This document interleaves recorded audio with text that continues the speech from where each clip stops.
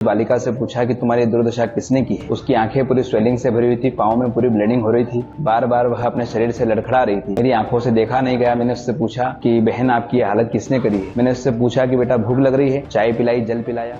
उज्जैन से हाल ही में एक दिल दहला देने वाला वीडियो सामने आया, जिसमें एक 12 साल की बच्ची रेप के बाद खून से लथपथ जा रही है। इस बच्ची की मदद के लिए एक पुजारी आगे आता है। बच्ची की मदद करने वाले पुजारी ने अब उस भयावह पल को सबके सामने बयां किया है। उस पुजारी का नाम राहुल शर्मा है, जो उज्जैन शहर से 15 किलोमीटर दूर बड़नगर आश्रम से जुड़े हुए हैं। पुजारी ने बताया कि मैंने बच्ची को तुरंत अपना कपड़ा दिया, उससे खून बह रहा था, वो कुछ बोल नहीं पा रही थी, उसकी आंखें फूली हुई थी।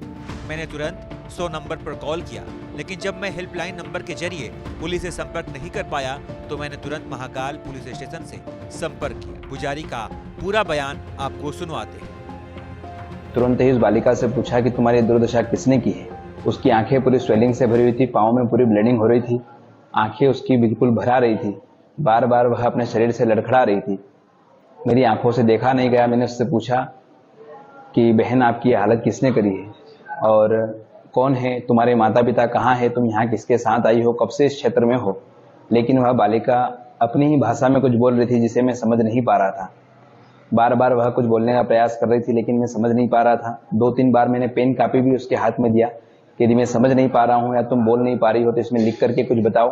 यदि अपने माता पिता का मोबाइल नंबर जानती हो तो मेरे मोबाइल का मैंने कीपैड निकाल करके दिया कि इस पर लगा करके बात करो या आप पेन डायरी में लिख करके मुझे बताओ। लेकिन वह बालिका उस विषय में मेरी कोई मदद नहीं कर पाई। मैंने उससे पूछा कि बेटा भूख लग रही है। उसने कहा हाँ मुझे भूख लग रही है। ऐसे हाँ का उसने संबोधन किया। मैंने तुरंत अपने आश्रम में जो स्वल्पाहार में दलिया नमकीन बना था वो बुला करके उस बालिका को दिया खाने के लिए, चाय पिलाई, जल पिलाया, कुछ नकदी पैसे भी उसको मैंने सहयोग रूप में दिए। लेकिन मेरा विश्वास माना नहीं कि मैं इसको सुनी छोड़ दूं, इसलिए मैंने तुरंत हेल्पलाइन नंबर 100 पर कॉल किया। 2 बार मेरा वहाँ कॉल कट हुआ।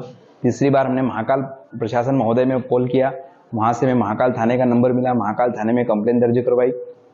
वहाँ से उन्हें पुनः मुझे 100 कॉल पर संपर्क बनाने के लिए कहा। 100 कॉल पर किया। वहाँ से पुलिस की गाड़ी करीब 20 मिनट की में मेरे पास पहुंची।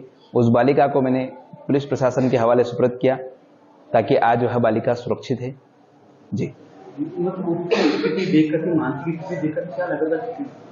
देखिए, उसकी स्थिति देख करके क्या लगा था, जो है कि सभी को पता है कि वह बालिका पूर्णतः अत्याचारों के, दुष्टों के अत्याचारों में वह पूर्णतः से घिरी हुई थी।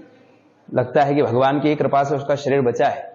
कहीं न कहीं उसका कोई पुण्य आड़े आया, क्योंकि दुष्टों ने तो लगता है कि उसको मारने की भी साजिश रची होगी। जिस प्रकार से उसका चेहरा देखा जा रहा था कि बालिका कहीं से बहुत दूर से भग करके हमारे पास पहुंची है, तो उस विषय को हम लोग बता नहीं सकते अपनी आंखों, अपने मुंह से कि उस बालिका के साथ में उन लोगों ने क्या अत्याचार किया था।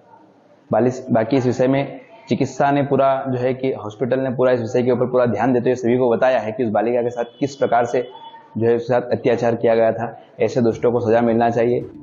पुजारी ने बताया कि जब भी कोई बच्ची से बात करना चाहता वो तुरंत मेरे पीछे छिप जाती। तभी पुलिस आई और उसे अपने साथ ले गई। आपको बता दें कि बच्ची का इलाज अभी भी चल रहा है। फिलहाल उसकी स्थिति स्थिर है।